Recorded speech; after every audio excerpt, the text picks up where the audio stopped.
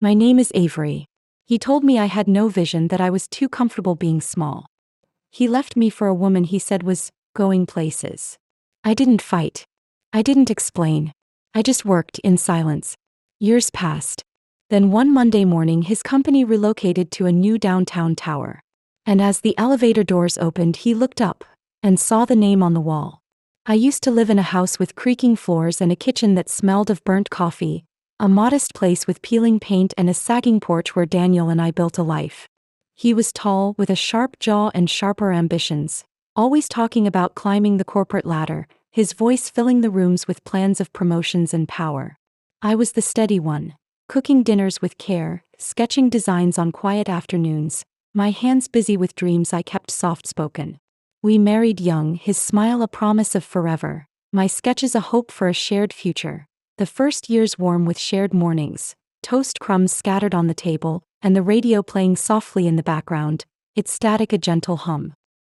The shift came 5 years into our marriage, a slow unraveling I didn't see at first. Daniel's promotions piled up, his suits growing crisp and expensive, his hours stretching late into the night, the scent of his cologne lingering longer than his presence. I stayed home, freelancing as a graphic designer, my income modest but steady, my days filled with client emails and the scratch of my pencil on paper. The house became a stage for his ambition, his briefcase a constant companion, my sketches pushed to the edges of the dining table. One night after a dinner I'd spent hours preparing, roast chicken, mashed potatoes, a recipe from his mother, he sat me down, the table cold and unyielding between us. "Avery," he said, his voice firm, cutting through the clink of dishes, "you have no vision. You're too comfortable being small, content with this little life." I stared, the words slicing deep, my sketchbook open beside me, a half-finished design of a cozy cafe trembling under his gaze. He leaned forward, his eyes hard. "I need someone going places. Claire, she's ambitious, driven, understands my world." Claire, his coworker with her tailored blazers and bold ideas, a woman I'd met at a company party, her laugh echoing over mine as she discussed market trends, her presence a shadow I hadn't noticed until then. I didn't cry. I didn't shout.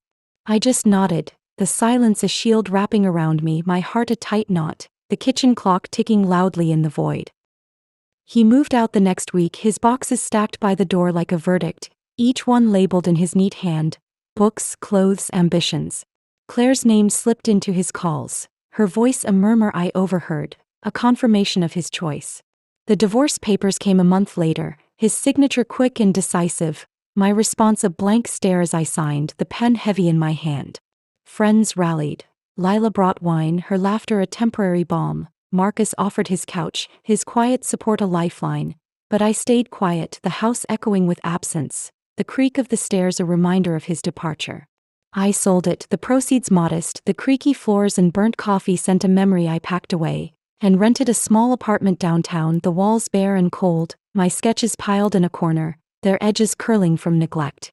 Work became my refuge, a sanctuary where I could lose myself.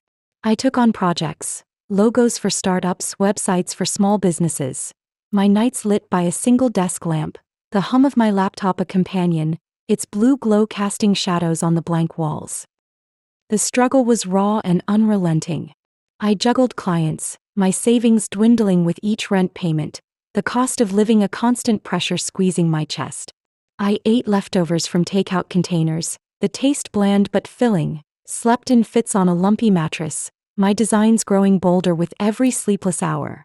Office spaces with green walls, retail fronts with curved glass.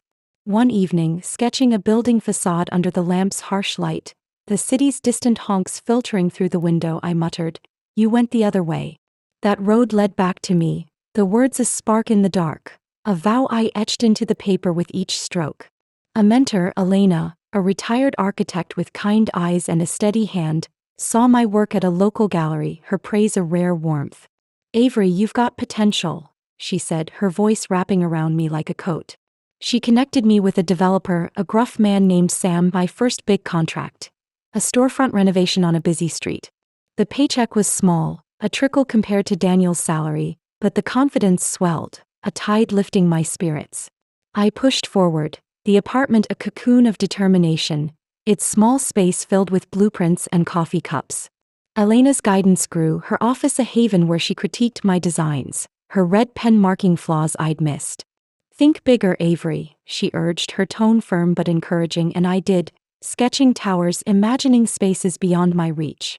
The first semester's work paid off with a second contract, a cafe remodel, the owner's handshake of victory. I saved every penny, the rent a burden I carried with pride, my portfolio thickening with each project. Daniel called once, his tone casual, a hint of guilt beneath. "How are you holding up?" he asked, his voice distant through the line. I hung up, the silence a wall, my focus sharpening on the desk, the next design taking shape under my hands. 2 years passed, my reputation a quiet whisper in design circles, my savings a modest nest egg. I took on larger projects, office renovations, boutique spaces, my nights extending into dawn, the city lights a companion through the window. Elena introduced me to Sam again, this time with a proposal. A rundown downtown building, its cracked walls and leaky roof a challenge, but its location prime. "Fix it up," he said, his voice rough. "It's a steal if you've got the guts." I hesitated, the cost daunting, the loan papers a mountain, but signed with steady hands, the pen scratching against the form. Renovation began. Dusty days filled with hammering, nights lit by work lights. My designs shaping the space, the structure rising floor by floor. Workers respected my vision, their nods a silent approval, the building a canvas for my redemption. I named it Avery Towers, a quiet claim etched into my soul, the sign still unpainted but imagined in gold. The breakthrough came with a tech startup lease, their rent stabilizing my finances, the office buzzing with their youthful energy. I hired a small team, Lila as manager, her organizational skills a godsend, Marcus for maintenance, his hands deft with tools. Our office a hub of activity, the desks cluttered with plans. Clients grew, my reputation spreading, the building a testament to my rise from the ashes of his rejection. Daniel's calls stopped, his life with Claire a distant hum I didn't chase, my work a shield, my success a silent revenge brewing in every brick. One Monday morning I arrived early, the elevator doors opening to the lobby, a moving truck rumbling outside, logos on boxes, Innovate Solutions, Daniel's company. My breath caught, the Avery Towers sign gleaming new, freshly installed. He stepped out, Claire beside him, his eyes meeting mine, shock freezing his face. The road had led back and I was ready, my silence a weapon, my building a fortress. The lobby felt charged that Monday morning, the hum of the moving truck outside blending with the soft chime of the elevator. "My name is Avery." Daniel stood there, Claire at his side, his eyes locked on the gleaming Avery Towers sign above the reception desk. He didn't know this was mine. Until that moment, the shock on his face a silent confession. The air thickened, my heart steady, the years of silence fueling this victory. "You went the other way. That road led back to me," I thought, the words a quiet anthem as I stepped forward. The building, my creation, was now his unintended prison, a property revenge crafted from every late night and rejected dream. After the renovation, Avery Towers became my stronghold. The cracked walls transformed into sleek glass, the leaky roof replaced with solar panels, my designs breathing life into every corner. I worked tirelessly, overseeing contractors, sketching layouts, my hands stained with paint and ink. Lila, now my manager, brought order to the chaos, her sharp eye spotting flaws I missed. Marcus, the maintenance lead, turned the basement into a functional hub, his laughter a rare comfort. The first tenant, a tech startup, signed a lease, their rent a lifeline, the office buzzing with their energy. I stood in the empty penthouse, the city skyline a canvas, whispering, "This is for me," the silence a shield against Daniel's ghost. The business grew, clients flocking, retail shops, co-working spaces, my reputation spreading through Portland's downtown. Elena, my mentor, visited, her approval a warm glow. "Avery, you've built more than a building," she said, her voice steady. "You've built a legacy." I nodded, the words sinking deep, a contrast to Daniel's dismissal. Late nights, I refined plans, green roofs, community spaces, my sketches piling up, each line a defiance. Sam, the real estate agent, called with offers, investors eyeing my success. I expanded, buying a second property, the loans a gamble I won with every signed contract. The team grew, a young designer, Tara, joining, her ideas sparking new projects. Tension lingered from the past. Daniel's absence fueled rumors. His marriage to Claire, his rise at Innovate Solutions, a tech firm climbing the ranks. I didn't seek updates, my focus on Avery Towers, but whispers reached me. Lila mentioned a gala, Daniel and Claire arm in arm, her ambition a mirror to his. I stayed silent, the hurt fading into determination, my work a louder statement. One evening, sorting files, I found an old sketch. Our wedding cake, my design now a relic. Tears stung, but I didn't wipe them, framing it as a reminder of the road I'd paved alone. The building's success grew, a local magazine featuring it, my name in print a quiet triumph. The confrontation came unexpectedly. I hosted an open house, the lobby filled with potential tenants, the air alive with chatter. Daniel walked in, Claire trailing, his suit crisp, her smile forced. "Avery," he said, his voice hesitant, "this is yours." I nodded, my posture straight. "Avery Towers. My vision."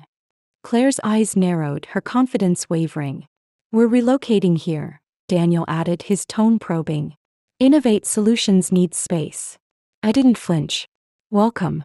Terms are standard." He paused, the silence heavy, then nodded, retreating with Claire, her heels clicking a retreat. I watched them, the victory suite, my building a trap he'd walked into. That night, I reviewed leases, the Innovate contract on top, my signature binding them. The irony stung. His ambition leading him back to me, the small wife he'd left. I called Sam, his voice excited. "They're a big catch, Avery. This could double your revenue." I agreed, the system mine to control, a cleverly planned revenge. The next day, I met Tara, her designs for a rooftop garden sparking ideas. "Let's make it public," I said, the space a gift to the city, a bridge from my past. Workers began, the green sprouting, my name tied to growth. Daniel's call started, casual at first. "How's the building?" I hung up, the silence a wall, my power growing. Weeks passed, the relocation nearing. I oversaw details, security upgrades, lobby signage. My team thriving. Elena visited again, her praise firm. "You've outdone him, Avery. He'll see." I smiled, the words a bomb.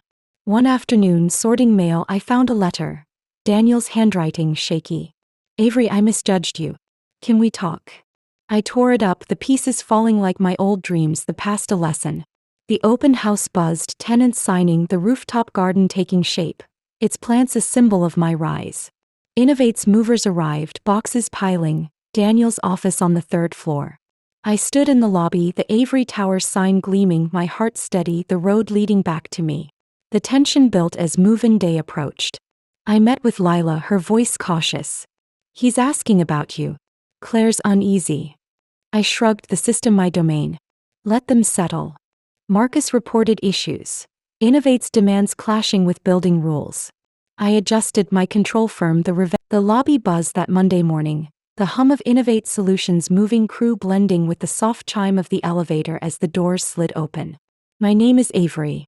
Daniel stepped out, Claire at his side, his eyes lifting to the gleaming Avery Towers sign above the reception desk. He didn't know this was mine. Until that moment, the shock on his face a silent explosion, a property revenge years in the making. The air thickened, my heart steady, the years of silence and struggle crystallizing into this victory. "You went the other way.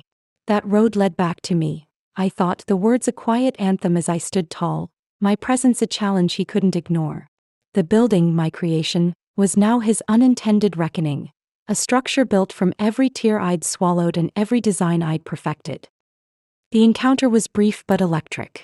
Daniel froze, his tailored suit creasing as he gripped Claire's arm, her confident smile faltering. "Avery," he said, his voice a mix of disbelief and unease, the name on the wall a mirror to his misjudgment. I nodded, my posture straight, my voice calm. "Welcome to Avery Towers. My building." Claire's eyes narrowed, her lips parting, but no words came, her ambition paling against my reality. "You own this?" Daniel asked, his tone probing, a hint of desperation creeping in. "Every floor," I replied, turning to the receptionist, my team already at work, the system mine to command. He hesitated, then followed Claire to their office, the elevator doors closing with a soft thud, leaving me with the hum of victory. The fallout was immediate. That afternoon, Mom called, her voice trembling. "Avery, Daniel's furious. He says you trapped him." I stayed silent, the line crackling, my breath even. He left you, I said, my tone flat. This is my work, not a trap. She sighed, her words hesitant. He's struggling, Claire's pushing him hard. They need this lease. I hung up, the silence a shield, the building's success a louder answer. Lila approached, her voice cautious. He's spreading it, how you outmaneuvered him. Clients are buzzing. I smiled, the news a bomb, my revenge subtle but firm. The next day, Daniel sent an email, formal, requesting a meeting. I declined, the system my domain, his plea unanswered. The tension grew as Innovate settled in. Marcus reported clashes. Innovate's demands for extra space, their complaints about building rules. I held firm, adjusting only where fair, my control unyielding. One evening, overseeing the rooftop garden, I watched workers plant herbs, the scent of earth a comfort. Tara, the young designer, joined me, her voice excited. This could be a community space, Avery. Free for locals. I nodded, the idea sparking a bridge from my past to the public. We planned an opening, invitations sent, the garden a symbol of my rise. The event drew a crowd, tenants, neighbors, even a local reporter. My name tied to growth, the air alive with applause. The challenge came from Claire. She confronted me in the lobby, her heels sharp on the marble. This is petty, Avery. You're using the building to hurt him. I met her gaze, steady. I built this for me, not him. Your ambition led you here. She scoffed, but her eyes betrayed doubt. Later, she leveraged her network, pressuring tenants to break leases, her influence a shadow. I countered with data, rent stability, tenant satisfaction, presenting it at a community meeting, the room backing me. Claire's plan faltered, her reputation dented, my victory public. That night I walked the garden, the city lights reflecting, whispering, the road led back. Daniel's next move was a letter, hand-delivered, his handwriting shaky. Avery, I was wrong. Claire's not what I thought. Can we talk? I held it, the paper soft, tears stinging but unfallen. I didn't reply, tucking it away, the past a lesson, not a chain. Innovate's presence grew tense, their staff uneasy, my team thriving. One afternoon, a tenant, Mrs. Hale, an elderly artist, thanked me, her hands trembling. You gave us a home, Avery. I smiled, her words a reward, the building a refuge. The garden opening was a success. Families picnicking, kids playing, my name on banners a quiet triumph. The political pressure escalated, Claire aligning with city officials, alleging zoning violations. I stood firm, hiring a lawyer, the evidence, permits, inspections, ironclad. A public hearing loomed, the room packed, the air thick. Avery Towers complies, I said, my voice clear, presenting documents, tenant testimonies. The officials nodded, Claire's allies retreating, her influence waning. The crowd cheered, my reputation solid, the challenge a footnote. That night I stood on the roof, the garden lush, the city a tapestry below, my reflection in a glass panel, a leader forged in adversity. Months passed, the building a beacon, tenants thriving, garden events monthly, my team expanding. I launched a community fund, Avery's Roots, supporting local artists, my signature on grants a promise. Daniel approached again, this time in person, his coat worn, his face lined. Avery, I'm leaving Claire. I see your strength now. I nodded, the past softening. Help here, I offered a volunteer role, a chance to rebuild. He accepted, a tentative step, his nod a silent promise. Mom visited, her silence breaking with a hug, tears wetting my shoulder, a mending beginning. Finn, my brother called, his tone humbled. You're incredible, Avenue, Dad's changing. We talked, awkward but real, a bridge forming. Mrs. Hale's painting hung in the lobby, inspiring others, her story, once evicted, now secure, shared at events. I stood at the window, the city sprawling, the garden a legacy, the system mine. One evening, sorting files, I found Daniel's letter, its words a mirror to my growth. I kept it unframed, a reminder of the road I'd paved. The political network faded, Claire's exit rumored, my building unassailable. I walked home, the night air cool, the road leading back to me, a structure of justice and hope built from the ambition he'd once mocked.